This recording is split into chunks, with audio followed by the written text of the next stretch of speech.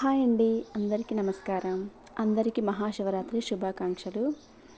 ఇంకా ఈరోజు మేమైతే గొట్టివిడికైతే వచ్చాము. అంటే మా ఊరు నుంచి ఒక 10 కిలోమీటర్ల దూరంలో ఉంటుంది. చాలా ఫేమస్ టెంపుల్. అన్నమయ్య డిస్టిక్లో శివాలయం అంటే అందరి నోట పలికేది ఫస్ట్ గొట్టివీడేను.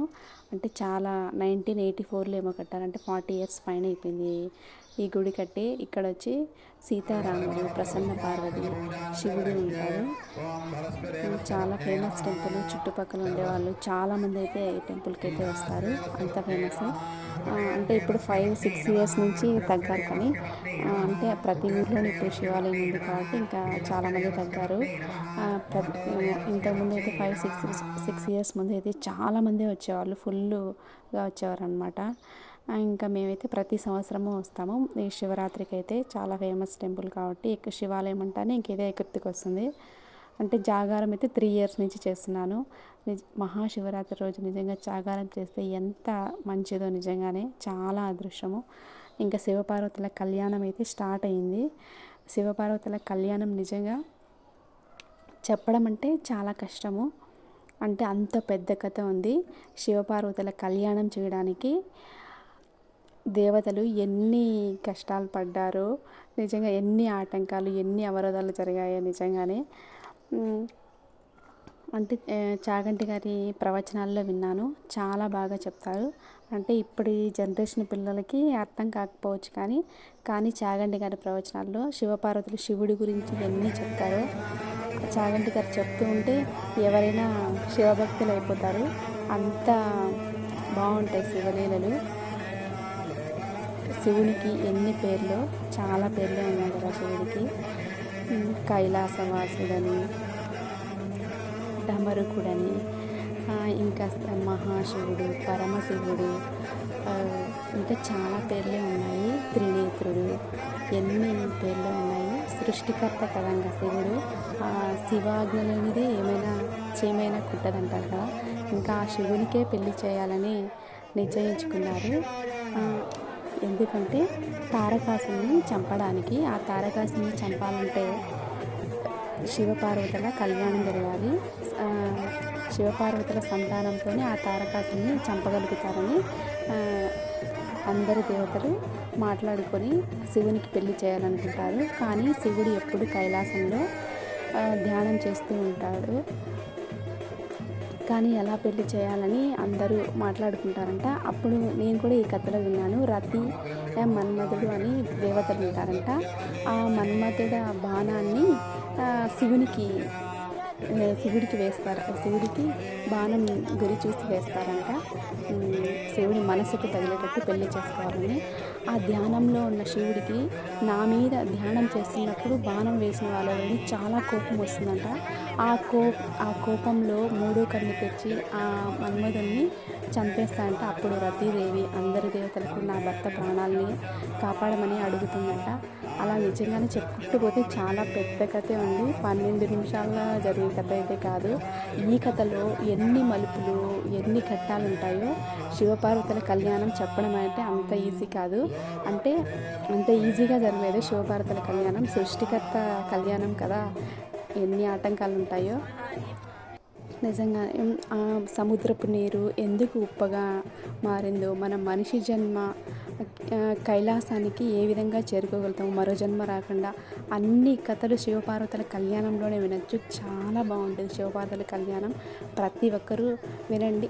శివపురాణంలో కూడా చాలా ఉంటుంది, కానీ కొందరు చదవడానికి వీలైనలు చాగంటి గారి ప్రవచనాల్లో వింటే కనుక చాలా బాగా అర్థమవుతుంది శివుడి గురించి. అంత మంచిగా చెప్తారు చాగంటి గారు. పాటలు కానీ, శివుడి పాటలు కూడా చాలా బాగుంటాయి. శివుణ్ణి బోలాశంకరుడు అని అంటారు, కరుణామయుడు అంటారు. చాలా మనం మనస్ఫూర్తిగా మనసు పెట్టి ఏం కోరుకున్నా దేవుడు ఎన్నో వరాలు, మనకు కావలసిన వరాలు అయితే ఇస్తాడు. చాలా కథల్లో చూస్తాం కదా, రావణాసుడు ఎంత దీక్ష తపస్సు చేస్తే ఆ మహాలింగాన్ని కూడా నిన్ను కడుపులో దాచుకుంటా స్వామి అంటే ఆ వరాన్ని కూడా ఇస్తాడు. రావణాసుడి మనసులో ఏముండేది సృష్టికర్తకి తెలిసే ఉంటుంది. అయినా కూడా భక్తుల అడిగిన కోరికను తీర్చేవాడు శివుడు.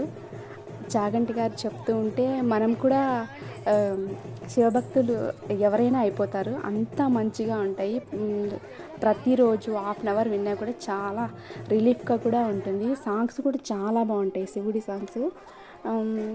నేనే ఇంతకుముందు షార్ట్లో అయితే పాడాను, కానీ ఇంకా పూర్తి పాట అయితే ఇంకా చాలా బాగుంటుంది.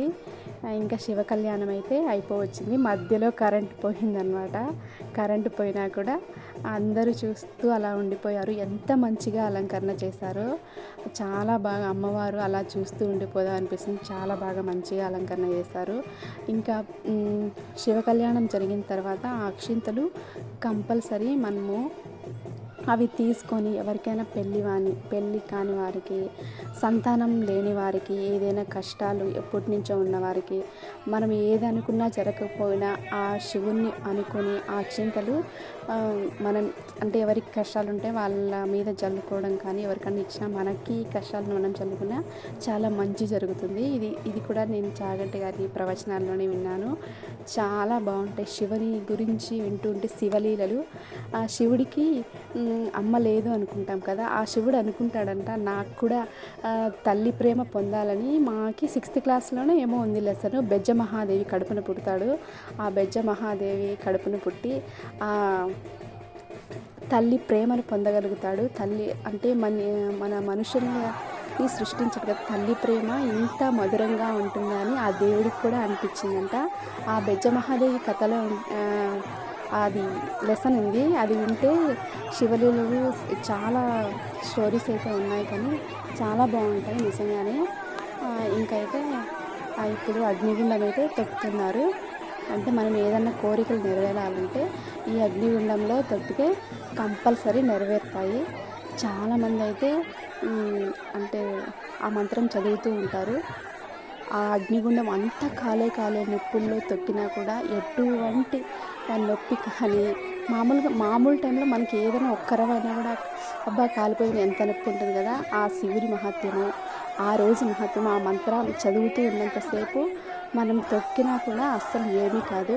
అదే శివభక్తి, శివుని లీలలు అని చెప్తారు. అక్కడంతా అంటే సరిగ్గా కనిపించలేదు, కానీ చాలామందినే వచ్చారు. చాలామంది అగ్నిగుండం అయితే తొక్కారు. సరిగ్గా అయితే కనిపించలేదు, ఎంతమంది ఉన్నారు చూడండి. ఇంకా అక్కడ కనిపిస్తుంది దక్షిణామూర్తి దేవుడి గురించి కూడా చాగంటి గారి ప్రవచనాల్లో చాలా బాగా చెప్తారు. ఇంకైతే చాలామంది అయితే ఇంకా వచ్చారనమాట. జాగారం చేయడానికి అయితే వచ్చాము. ఇంకైతే ఇప్పుడు చూడండి, ఇంకా అందరూ వెళ్ళిపోయారు, ఎవ్వరు లేరు. ఇంకా జాగారం చేసేవాళ్ళు మాత్రం కొంతమంది ఉన్నారు. ఇంకా ప్రతి సంవత్సరం అయితే చాలామందే వచ్చేవారు. ఇంకా ప్రతి ఊర్లోనూ శివాలయం ఉంది కాబట్టి ఇంకా అక్కడే జాగారము, కళ్యాణం అన్నీ జరుగుతాయి కాబట్టి ఇంకా అక్కడ ఉండిపోయారు. ఇంకా మేము అయితే ప్రతి సంవత్సరం గొట్టివీడికే వస్తాము. అంటే అలవాటు అయిపోయిందనమాట. గొట్టివీళ్ళలోకి దేవుడిని శివాలయానికి వస్తేనే అదొక ఆనందము. ఇంకా ఇదేను అంతా అయిపోయింది. ఇంక ఇప్పుడన్నా తిందామని వీడియో తీశాను. చాలా పెద్దగానే వేశారు. ఇంకా ఇదే దక్షిణామూర్తి స్వామిది. ఇంకా జాగారానికి అయితే ఇంకా అందరము అభిషేకం చేస్తారు కదా, ఇంకా అభిషేకానికి ఇంకా పాలు, పెరుగు మన ఇంటి దగ్గర నుంచే తెచ్చుకుంటే మంచిది. పాలు, పెరుగు, చక్కెర, తేనె, అంటే పంచామృతాలతో, పసుపు కుంకుమతో, బిల్వపత్రాలతో, శంకు పూలతో, చెరుకుతో అన్ని రకాల అభిషేకాలు ఈ జాగారంలో మనం చూడవచ్చు. అంటే ఇలా శివరాత్రి రోజు జాగారం చేసి అభిషేకం చూస్తే ఎన్నో జన్మల పుణ్యమో.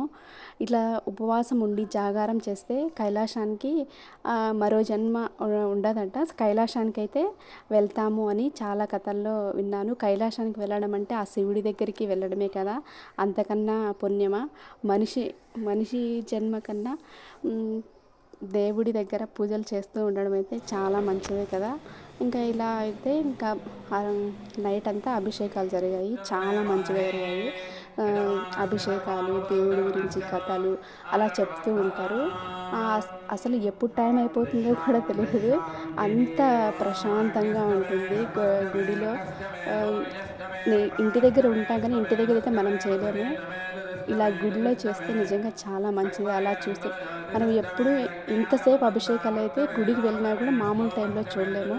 ఎందుకంటే అంతసేపు మనము ఉండలేము. మనకి ఈ ప్రత్యేకమైన రోజుల్లో శివరాత్రిలో చూస్తేనే చాలా మంచిది. ఇంక ఈరోజు ఇంకా నైట్ అయితే అంతా జాగారం చేశాము. ఇంకా అభిషేకాలు అయితే చేస్తున్నారు. దేవుడి గురించి ఆ కథలు పాటలు అన్నీ చెప్తూ ఉంటారు స్వామివారు. ఇంకా చాలామంది స్వాములే వచ్చేవారు. ఈసారి తక్కువ మంది వచ్చారు. ఇంకా అభిషేకాలు అన్నీ అయిపోయినాయి. అలా ఇంకా ఉంటూ ఉండగానే మార్నింగ్ 5 అయిపోయింది. ఇంకా దేవుని ఇలా మంచిగా అలంకరించారు. ఇంకా పూజ అయితే అయిపోయింది. ఇంకా అందరూ దేవుడి పాదాల దగ్గర ఆ పూలు వేస్తూ ఇంకా పంచామృతం తీసుకొని దేవుడి చుట్టూ తిరిగేసాము. ఇంకా మార్నింగ్ అయిపోయింది. అలా చూస్తూ ఎప్పుడు టైమింగే తెలియదు. నిజంగానే శివుడి ముందర ఉంటూ అవి చూస్తూ ఉంటే చాలామంది వచ్చారు చూడండి. ఇంకా చాలామంది వచ్చేవారు, ఇప్పుడే తక్కువ. ఇంకా మార్నింగ్ అయితే అయిపోయింది. ఈ విధంగా అయితే శివరాత్రి రోజు మేము జాగారం చేసాము. చాలా మంచిది కదా, ఎంత మంచిగా అలంకరించారో దేవుడిని. అలా చూస్తూ ఉండిపోవాలనిపిస్తుంది. ఇంకా నిజంగానే ప్లీజ్ ఈ వీడియో అయితే ఎన్నిసార్లు డిలీట్ చేశానో. ఈ వీడియోకే చాలా ఫస్ట్ టైం అనమాట. అంటే ఫస్ట్ టైం కదా ఇంత పెద్ద వీడియో లాంగ్ చేయడము. ఎలా చెప్పాలో నిజంగా అర్థం కావలేదు. ప్లీజ్ వీడియో నచ్చితే లైక్ చేయండి, సబ్స్క్రైబ్ చేసుకోండి. ఇంకైతే అందరము తిరుగుతున్నాము. జాగారం అయిపోయిన తర్వాత వెంటనే స్వామివారు చెప్పారు, జాగారం చేసిన వెంటనే ఏదైనా మనకి ఇంటి దగ్గరలో ఉండే గుడి దగ్గర కానీ, గుడి దగ్గర లేకపోయినా మన ఇంట్లో అయినా వెళ్ళిన వెంటనే స్నానం చేసి దీపం పెట్టుకొని ఆ రోజు మరుసటి రోజు సాయంత్రం వరకు నిద్రపోకుండా ఉంటే కూడా మంచిది. అంటే జాగారం మంచిదని చెప్తారు. అలా స్వామివారు అన్నీ చెప్తూ ఉంటారు. ఇంకా ఇంకొక స్వామి ఉన్నారు. అంటే చాలా వయసు అయిపోయింది, ఆ స్వామి రాలేదు. ఆ స్వామి అయితే ప్రతి ఒక్కటి చెప్తారు. ఎలా ఉండాలి, ఎటువంటి పూజలు చేస్తే మంచిది అని ప్రతి ఒక్కటి చెప్తారు. చాలా బాగుంటుంది నిజంగానే. గుళ్ళో ప్రశాంతంగా ఉంటుంది. ఇంట్లో అయితే మనం చేయలేము. ఎంతసేపు సినిమాలు చూస్తూ ఉన్నా కూడా, శివుడి గురించి చూస్తూ ఉన్నా కూడా నిద్ర వచ్చేస్తుంది. కానీ గుళ్ళో అలా అనిపించదు. ప్లీజ్ వీడియో నచ్చితే లైక్ చేయండి, షేర్ చేయండి, సబ్స్క్రైబ్